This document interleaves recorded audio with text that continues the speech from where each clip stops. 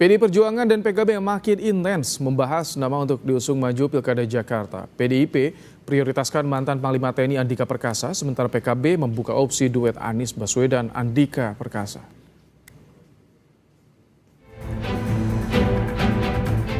Usai PKS mendeklarasikan pasangan Anies Baswedan Sohibul Imam maju di Pilkada Jakarta, PDI Perjuangan menyebut mantan Panglima TNI Andika Perkasa sebagai prioritas calon gubernur Jakarta. Meski demikian, Ketua DPP PDIP Perjuangan Said Abdullah menyebut nama Anies Baswedan tetap dipertimbangkan di Pilgub Jakarta. Kata Said, PDIP tengah berkomunikasi dengan PKB untuk menggolkan calon yang akan diusung di Pilkada Jakarta. Prioritas pertama Pak Andika memang untuk calon gubernur DKI. Tentu tidak tunggal Pak Andika, ada Ibu Risma, diantaranya juga untuk Jakarta. Bahwa pada akhirnya sebagaimana disampaikan oleh Sekjen kami, Pak Hasto Kristianto, bahwa Anies juga menjadi bagian pertimbangan, iya. Anies bagian dari pertimbangan. Oleh karenanya kami juga bertemu dengan Caimin dalam kerangka itu semua. Ketua Umum PKB Muhaimin Iskandar bilang Anies Baswedan masih kandidat calon gubernur terkuat dari partainya. Soal PKS mendeklarasikan Anies Sohibul Imam, kata Caimin, PKB belum ada niat memasangkan keduanya.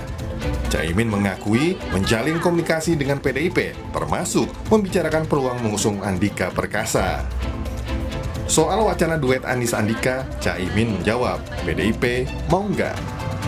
Kalau PKB DKI kan mintanya Anies, ya tentu kita akan pertimbangkan lebih banyak. Tapi kita masih akan cek soal wakil. Wakil kita masih. Berarti Anies sebagai calon terkuat Gus yang akan diusung. Mengingat DPW juga mengusulkan itu. Iya, terkuat. Ya, pasti akan ada musyawarah ya. Tapi kita belum memiliki niat memasangkan dengan Sohibul Imam. Itu katanya ngajuin nama Andika ya Gus di dalam rapat, di dalam pertemuan dengan Pak Said di Jakarta nanti.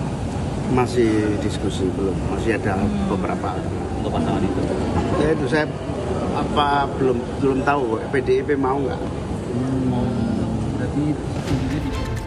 Sabtu lalu, Sekjen PDIP Perjuangan Hasto Kristianto menyatakan PDIP tetap membuka kans mengusung Anies di Pilkada Jakarta. Tapi, kepastiannya menunggu arahan Ketua Umum PDIP Perjuangan, Megawati Soekarno Putri. Ya, nama Pak Anies kan juga banyak disuarakan di situ. Hanya partai kan juga harus melihat secara komprehensif. Mbak Puan sendiri menyatakan Pak Anies ini menarik. Tapi kerjasama politik terhadap wilayah-wilayah yang sangat strategis, itu kami menunggu arahan dari Ketua Umum PDI Perjuangan Ibu Megawati Soekarno Putri yang terus mencermati hari ke hari. Munculnya nama Andika Perkasa sebagai calon gubernur prioritas PDIP serta komunikasi dengan PKB yang masih menempatkan Anies Baswedan sebagai kandidat cagup terkuat terjadi usai pekan lalu. PKS mendeklarasikan Anies Sohibul Imam maju di Pilgub Jakarta. Sejumlah analis menilai terbuka kemungkinan terbentuk 3 poros Pilkada Jakarta. Tim Liputan Kompas TV. PDI Perjuangan memprioritaskan mantan Panglima TNI Andika Perkasa maju Pilkada Jakarta, namun tetap menimbang nama Anies Baswedan sebagai calon gubernur. Bagaimana nasib duet Anies Sohibul Imam yang telah dideklarasikan PKS? Apakah komunikasi intens PDIP dan PKB akan lahirkan poros baru dengan duet Anies Andika? Kita akan bahas, sudah ada saudara juru bicara PKS, Muhammad Iqbal, politisi PDIP Aryo Seno Bagaskoro, dan pengamat politik Burhanuddin Muhtadi. Selamat sore Bapak-Bapak. Selamat sore Mas Ibu. Baik. Yang pertama saya ingin ke Mas Seno. Mas Seno, jadi sejauh mana keseriusan pembahasan wacana duet Anies Andika? Apakah ini termasuk merespons usulan PKS minggu kemarin yang memunculkan nama Anies Sohibul? Ya, hari ini semua sedang berada dalam tahapan komunikasi politik yang intens. Kita pahami betul bahwa pengalaman pilkada serentak di seluruh daerah ini adalah suatu pengalaman politik yang baru bagi semua partai politik. Artinya pertemuan-pertemuan yang dilakukan antar pimpinan partai kami dengan pimpinan partai lain tentu tidak hanya membahas satu daerah, tapi berbagai daerah. Bahwa di Jakarta hari ini kami punya banyak stok nama yang sudah kami umumkan berkali-kali, itu masuk di dalam tahapan penggodokan kami. bagaimana aspirasi masyarakat Jakarta menginginkan pemimpin yang seperti apa. Tentu harus kami cek dulu apakah pemimpin yang dibutuhkan masyarakat Jakarta itu punya karakteristik seperti apa, tipologi kepemimpinannya seperti apa, rekam jejaknya seperti apa, komitmennya pada ideologi Pancasila seperti apa. Setelah ketemu poin-poin itu baru nanti akan kami kerucutkan nama-nama itu. Hari ini tentu semuanya semakin mengkerucut, banyak nama yang sudah semakin sering dibahas. Kami sudah sampaikan berulang kali, Pak Anies termasuk adalah nama yang kami pertimbangkan. Kami anggap menarik karena secara elektoral memang memiliki rekam jejak elektoral yang sangat baik di DKI Jakarta selama pemilu gubernur maupun pemilu presiden yang lalu. Tetapi kami sendiri juga sebagai partai kader, kami punya banyak kader yang sangat mumpuni untuk memimpin pemerintahan. Maka kami usulkan beberapa nama yang hari ini mengemuka. Salah satunya Pak Andika yang kata Ibu Ketua Umum ternyata fansnya juga cukup banyak. Sebagai pemimpin di tubuh militer, sebagai Panglima TNI, beliau menunjukkan banyak perubahan yang signifikan. Dan kami rasa pengalaman itu juga mumpuni untuk sebagai kepala daerah. Tapi prinsipnya sekali lagi Mas, sebelum janur kuning melengkung, janur merah melengkung, janur hijau melengkung, nah, ini semuanya masih dinamis sesuai dengan komunikasi politik masing-masing. Masih dinamis, tapi bagaimana kuat-kuatan komunikasi politiknya? Mas Iqbal, bagaimana tanggapan dari PKS kemarin mengusulkan Anies Sohibul, sekarang muncul nih Anies Andika. Bagaimana sih PKS melihatnya? Ya, saya kira memang di dalam politik ya sangat dinamis ya, khususnya Jakarta. Saya kira semua partai juga ingin bahwa kadernya juga memimpin. Tapi kan lagi-lagi pertanyaannya adalah sejauh mana kursinya, sejauh mana surveinya, sejauh mana dukungan masyarakat. Yang jelas bagi kami saat ini kalau kita lihat data di lapangan memang Mas Anies ini paling tinggi seperti disampaikan Bang Surya Paloh. Sehingga kami memang sejak awal sudah memutuskan untuk mendukung Mas Anies berpasangan dengan Pak Sohibul Iman. Semakin banyak partai pendukung atau semakin banyak calon, saya kira semakin bagus supaya masyarakat Jakarta juga memiliki pilihan. Dan ini juga ujian bagi Mas Anies, apakah memang popularitas dan elektabilitasnya masih tinggi. Karena dalam konteks DKI Jakarta, saya kira tidak ada yang kenal Mas Anies ya. Karena sebagai gubernur incumbent, pernah maju sebagai calon presiden, memiliki suara yang sangat signifikan. Saya kira apalagi ditambah dukungan media sosial ya, pasukan udara, para relawan, para pendukung suara yang kemarin memilih Mas Anies itu juga berdampak pengaruhnya kepada Jakarta. Oke, baik. Ini menarik sih sebetulnya karena ada saling respon di sini. Minggu kemarin PKS, sekarang muncul nih PDIP, PKB juga dua-duanya tapi ngusung Anies. Mas Burhan, apa yang Anda lihat? Mungkin nggak sih ini nanti rebutan Anies atau mungkin koalisi ini agak sulit untuk bergabung, Mas Burhan? Ya memang terlalu dini ya kita menganalisis Pilkada Jakarta melalui potret hari ini. Itu seperti shooting the moving target ya, karena targetnya terus bergerak. Dan kalau kita mengacu pada pengalaman Pilkada Jakarta sebelumnya, itu detik-detik keputusan elit partai untuk memutuskan cagup cawagup itu umumnya last minute, ya, di injury time semua. Jadi tidak selesai di waktu normal, 45x2, 90 menit kalau istilah sepak bolanya. Jadi kalau kita merujuk pengalaman 2017, pasangan Anies Sandi itu betul-betul di ujung sebelum penutupan pendaftaran oleh KPUD, termasuk juga Pak Jokowi, karena awalnya PD Perjuangan saat itu sempat melirik Fauzi Bowo yang akan diusung di tahun 2012. Tapi poin saya bisa mengerti kalau kemudian partai-partai non koalisi Indonesia Maju itu berebut Anies, karena faktor utamanya adalah faktor elektoral, karena Anies Baswedan elektabilitasnya tertinggi. Nah masalahnya adalah partai-partai yang ada tidak ada satupun yang cukup kursinya untuk bisa mengusung calon sendiri, dan karenanya pertimbangan elektoral menjadi penting. Masalah berikutnya cuma ada satu kursi yang tersedia buat cawagup. Nah di situ tarik menarik yang saya kira akan sangat menentukan apakah hasil akhirnya itu Anies dengan Andika atau Anies dengan Sohibul Iman. Oke, ini yang ditunggu oleh publik Jakarta terutama. Mas Yono, apakah ketika muncul nama Anies Andika ini karena PDIP melihat tidak cocok, tidak serk dengan Anies Sohibul yang diusulkan oleh PKS, atau bagaimana sih komunikasinya PDIP, PKS, PKB soal ini, Mas Yono? Ya semuanya masih menimbang-nimbang dan belum final. Sekali lagi yang paling menentukan hari ini adalah bahwa komunikasi politik harus dilakukan. Faktanya sesuai yang disampaikan Prof. Burhan, tidak ada satupun partai politik yang bisa mengusung sendirian tanpa mengajak partai politik yang lain.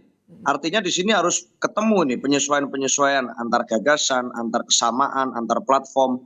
Lalu kita mencari figur yang paling sesuai. Bagaimana Jakarta ke depan akan dirancang. Nah, apakah kemudian kami punya persoalan dengan misalnya usulan nama lain? Masalahnya satu sebenarnya, Mas.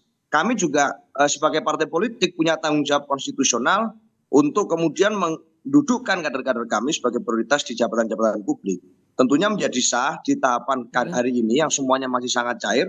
Kami juga menyampaikan kami punya nama-nama yang sangat mungkin untuk dimajukan sebagai tokoh yang dapat memimpin di daerah tertentu. Kami punya sistem kaderisasi partai, kami punya sekolah partai, dan semua itu harus bermuara pada penugasan di jabatan-jabatan publik. Oleh karena itu di Jakarta pun kami tidak kekurangan sosok.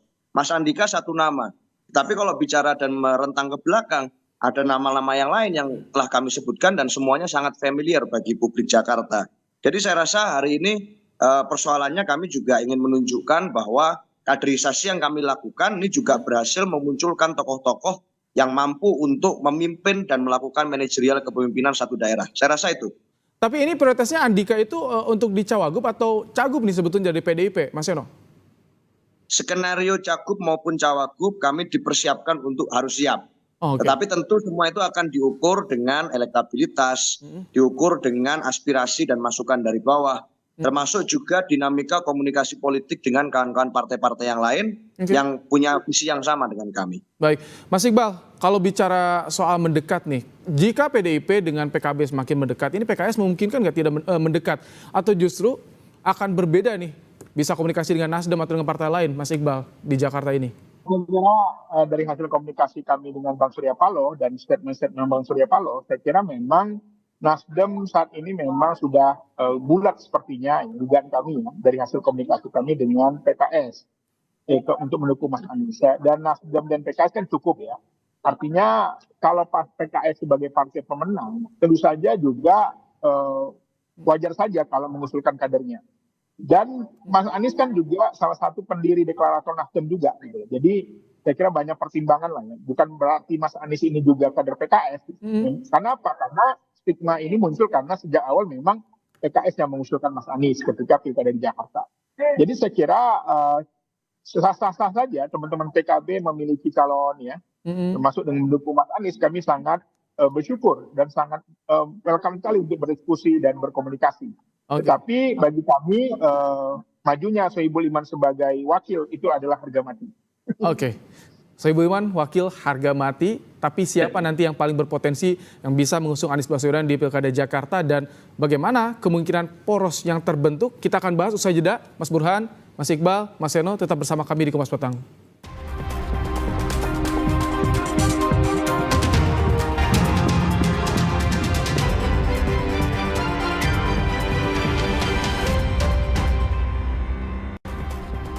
Masih membahas soal peta koalisi Pilkada Jakarta di Kompas Petang sore hari ini. Masih bersama kami ada M. Iqbal, jubir PKS, ada Aryo Seno Bagaskorul, politisi PDIP, dan Mas Burhanuddin Muhtadi, pengamat politik. Mas Burhan, ya tadi sudah disinggung Sohibul Iman harga mati oleh PKS tuh. Bagaimana nanti kira-kira siapa sih parpol yang paling berpeluang untuk bisa mengusung Anies Baswedan di Jakarta nanti, Mas?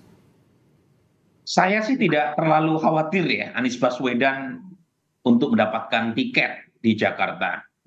Tetapi PR buat Anies itu bukan sekedar mendapatkan tiket untuk maju, tetapi harus menang. Karena kalau kalah di Pilkada Jakarta tahun ini, maka karir politik Anies Baswedan selanjutnya itu akan tutup buku, karena sudah kalah Pilpres, kalah pula di Pilkada. Jadi mau tidak mau harus menghitung betul siapa calon yang potensial membawa daya dongkrak secara elektoral buat Anies Baswedan. Nah, pada titik itu pilihan antara apakah Sohibul Iman ataukah Andika Perkasa itu pilihan yang sama-sama sulit buat Anies. Pertama ya, kalau Andika Perkasa bagaimanapun didukung oleh PD Perjuangan yang punya basis cukup kuat di Jakarta Barat dan Jakarta Utara, yaitu wilayah di mana Anies Baswedan 2017 kalah di sana, 2024 dalam Pilpres kemarin juga kalah telak dibanding pasangan 02 di dua wilayah ini. Sementara kalau misalnya Anies memilih untuk meninggalkan PKS dengan tidak memilih Sohibul Iman sebagai cawagupnya, itu juga seperti pisau bermata dua. Satu sisi membuka opsi untuk menambah pangsa elektoral baru, tetapi di sisi lain akan menimbulkan disilusi, terutama di kader PKS yang kita tahu memenangkan pileg di Jakarta dan kota-kota di sekitar Jakarta, kota Bogor, kota Depok, kota Bekasi, itu adalah basis-basis PKS. Jadi memang tidak mudah untuk mencari titik temu apakah Sohibul Iman ataukah Andika Perkasa, karena keduanya punya daya tarik bukan dari sisi personal sebenarnya, tetapi lebih dari sisi mesin partai. Nah, pada titik tertentu kalau salah mengambil keputusan bisa ditinggalkan salah satunya, dan itu mempersulit Anies Baswedan untuk bisa memenangkan di Jakarta. Oke, Mas Seno, kalau tadi PKS bilang Sohibul Iman harga mati untuk Cawagup Jakarta, bagaimana dengan PDIP? Apakah ini dianggap sebagai saklek atau tutup nih untuk koalisi bersamanya? Itu bagaimana dari PDIP melihatnya? Ya, saya rasa kalau bicara dalam konteks komunikasi politik, ngopi-ngopi, ketemu secara informal maupun semi formal, saya rasa itu semua masih sangat mungkin dilakukan terkait dengan komposisi dukungan maupun paslon di dalam Pilgub DKI Jakarta besok.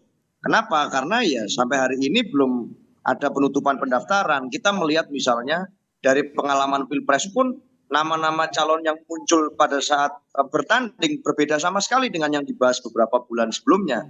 Di Pilgub yang lalu pun juga sama. Di Pilpres misalnya nama-nama Ridwan Kamil, Erick Thohir, AHY, nama-nama tokoh yang muncul di awal ternyata sama sekali berbeda. Yang muncul justru Profesor Mahfud MD, kemudian Mas Gibran, dan satu lagi adalah Caimin. Artinya semuanya sangat mungkin berubah di injury time. Tetapi saya harus ingat betul bahwa di dalam pilkada itu ada banyak variabel yang saling mempengaruhi satu sama lain. Unsur ketokohan yang pertama menjadi penting. Bagaimana tokoh tersebut sudah memiliki akar kesejarahan yang penting dan punya pengalaman di Jakarta. Selain itu dukungan partai politik yang juga meluas. Bagaimanapun kami tentu bicara dua hal. Selain how to win juga setelah menang nanti mau apa ini di Jakarta. Mau memimpinnya seperti apa. Dengan pengalaman panjang publik sekarang bisa berkaca. Oleh karena itu kami berhati-hati dan akan mempertanggungjawabkan pilihan politik kami. Oke, Pak Iqbal, kalau misalkan emang tadi Anda sebutkan yang pertama mengusung Anies adalah PKS. Tapi jika Anies ternyata memilih PDIP dan juga PKB untuk bersama di koalisi untuk di Jakarta, nanti PKS bagaimana? Apakah akan ke Kim? Ada komunikasi arah ke sana juga tidak, Pak Iqbal? Ya, saya kira kan kami berani mendeklarasikan karena sudah ada komunikasi ya, sudah ada approval termasuk dengan Bang Surya Paloh dan teman-teman Nasdem. Jadi kami optimis bahwa proposal yang kami ajukan disetujui, dan tentu saja kami sebagai partai politik justru yang menentukan mau berlayar atau tidaknya seseorang itu. Jadi bukan kita justru nurut seseorang, justru kita lah yang menentukan. Maka syarat bagi kami pilihannya dua, masuk PKS atau ambil calonnya wakil dari PKS, kan simpel ya. Dan sepertinya Mas Anies tidak memilih pilihan yang pertama. Kalau tidak memilih pertama, tentu saja pilihan kedua. Dan ini sudah kami komunikasikan. Makanya Mas Anies sudah merespon di media sosialnya ketika beliau lagi di Eropa bahwa beliau berterima kasih dan akan memfollow up proposal ini. Oke, Mas Burhan, kalau bayangannya dengan kondisi seperti saat ini, kira-kira akan terjadi berapa poros nih di Jakarta? Nah, kalau PKB dan PDIP tak bisa ambil Anies, kandidat yang kuat, yang potensial siapa menurut Anda, Mas Burhan? Ya, ada kemungkinan 3 poros kalau melihat konstelasi per hari ini ya. Poros pertama tentu poros koalisi Indonesia Maju. Poros kedua sejauh ini ya antara PKS dengan Nasdem. Dan yang ketiga masih terbuka kemungkinan Mas Aryo Seno berkoalisi dengan PKB. Nah, kalau misalnya itu yang terjadi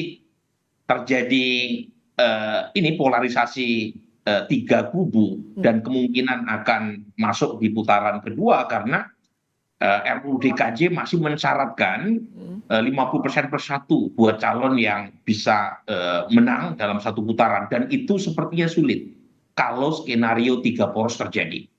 Nah, pertanyaan penting yang mungkin perlu diajukan adalah apakah misalnya gitu ya, ketika Sohibul Iman dipatok sebagai harga mati, pertanyaannya apakah PKS membuka opsi untuk bergabung dengan koalisi Indonesia Maju? terutama dalam konteks Pilkada Jakarta. Dan kalau itu yang terjadi, itu memperberat langkah Anies Baswedan untuk menang. Karena bagaimanapun ada ada semacam irisan basis antara Mas Anies dengan basis PKS. Mungkin sebagian besar basis PKS sekarang preferensinya ke Anies Baswedan.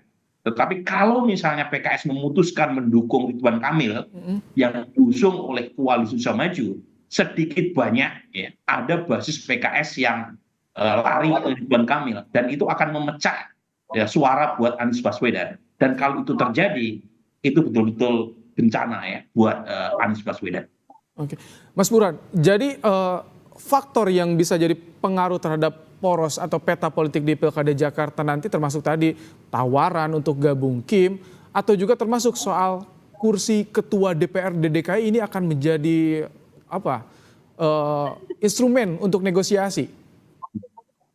Saya kira kalau mengikuti Undang-Undang MD3 itu sudah otomatis partai yang memenangkan pemilu legislatif akan mendapatkan jatah sebagai ketua, kecuali ada revisi terkait dengan Undang-Undang MD3, sesuatu yang mungkin saja terjadi kalau kita mengacu pada pengalaman 2014 ketika PDI Perjuangan unggul dalam Pileg 2014, dan koalisi Pak Prabowo saat itu yang kebetulan menguasai parlemen mengubah Undang-Undang MD3 sehingga Setia Novanto yang merupakan pemimpin Partai Golkar terpilih sebagai ketua parlemen.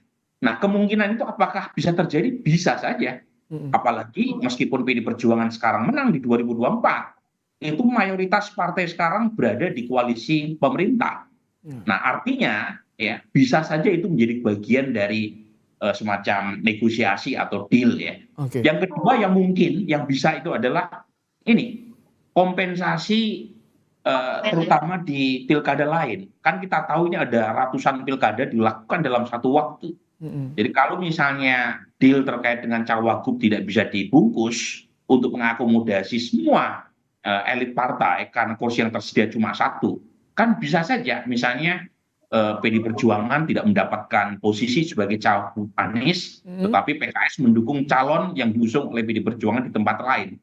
Jadi saya kira partai itu akan punya banyak cara untuk mencari titik temu, dan salah satunya adalah barter dukungan, terutama dalam konteks pilkada yang dilakukan di banyak tempat. Oke, Mas Seno, kalau kita melihat dari barrier komunikasi untuk mengusung Anies ini salah satunya ke PKS yang paling tebal ya. Apakah sudah berkomunikasi PDIP dengan PKS soal ini? Atau kapan akan komunikasi, Mas Seno? Ya, kami terus melakukan komunikasi politik dengan semua pihak. Artinya hari ini kan semuanya masih belum ada kepastian secara hukum. Kenapa? Karena belum mendaftar secara resmi ke KPU. Artinya masih ada beribu kemungkinan atas apa yang akan terjadi di Pilkada DKI Jakarta nantinya. Kami semua berharap tentu akan kemudian menemukan titik temu yang baik. Tetapi apapun itu kami disiapkan dengan berbagai potensi opsi ataupun skenario. Kami tidak anti dengan skenario-skenario tertentu yang hari ini mungkin belum muncul. Apakah hari ini akan ada 2 poros atau 3 poros atau kembali ke skenario awal di mana kami meramu nama-nama yang sudah kami umumkan, semuanya itu masih sangat mungkin. Yang pasti jawaban kami adalah tetap sama, calon yang kami usung adalah calon yang akan dapat kami pertanggungjawabkan kepada publik dan dapat memenuhi aspirasi masyarakat yang kami ukur berdasarkan elektabilitas. Prinsipnya tetap di situ, Mas Ibrahim. Oke. Kalau DPKS bagaimana? Sudah membuka komunikasi dengan PDIP, dengan PKB soal ini untuk mengusung Anies di Jakarta? Termasuk juga apakah bisa nanti terima untuk berbagai skenario yang muncul? Baik, Bal. Ya, saya kira pimpinan juga sudah berkomunikasi ya dengan teman-teman PKB, PDIP. Tentu saja ini menjadi salah satu kemampuan yang harus kami lakukan untuk bagaimana proposal ini bisa berjalan dengan baik. Jadi itu memang semuanya masih dinamis, tetapi kami memiliki syarat, ya, memiliki sebuah mimpi, harapan ya, agar kader kami kali ini bisa berlayar khususnya dengan Mas Anies Baswedan. Dan itu wajar saja, karena kami sebagai pemenang pemilu, kami sebagai partai politik yang sudah menguasai Jakarta sejak 2004 sudah pernah menang dan kali ini kami menang lagi. Itu selalu saja hal yang wajar. Kecuali kami kursinya sedikit, nggak punya tokoh, pengen maju, itu nggak wajar. Tapi kami memiliki banyak stok kader. Apalagi yang kami munculkan ini seorang teknokrat. Bang Burhan tentu tahu tentang Pak Sohibul Iman. Orang yang sangat terjaga integritasnya, akademisi, teknokrat, lama di luar negeri, mantan ASN juga, pengalaman sebagai presiden partai, pernah menjadi wakil ketua DPR RI, yang ini tentu saja bukan kaleng-kaleng. Oke, tapi kalau Mas Burhan membacanya bagaimana daya tawar dari PDIP, PKS, dan juga PKB nih di Jakarta ini seperti apa daya tawar masing-masing parpol ini dan siapa yang bisa paling diuntungkan tentunya nanti dengan mengusung Anies Baswedan nih, Mas Burhan? Ada dua daya tawar yang dimiliki oleh politisi siapapun politisi tersebut dan berasal dari partai politik manapun. Yang pertama adalah daya tawar dari sisi elektoral secara personal. Jadi siapapun calon kalau elektabilitasnya kompetitif, punya potensi untuk membawa kepada kemenangan, dia punya daya tawar. Meskipun politisi tersebut tidak terafiliasi dengan partai politik manapun. Orang seperti Anies kan tidak terafiliasi dengan partai politik manapun, tetapi punya posisi tawar.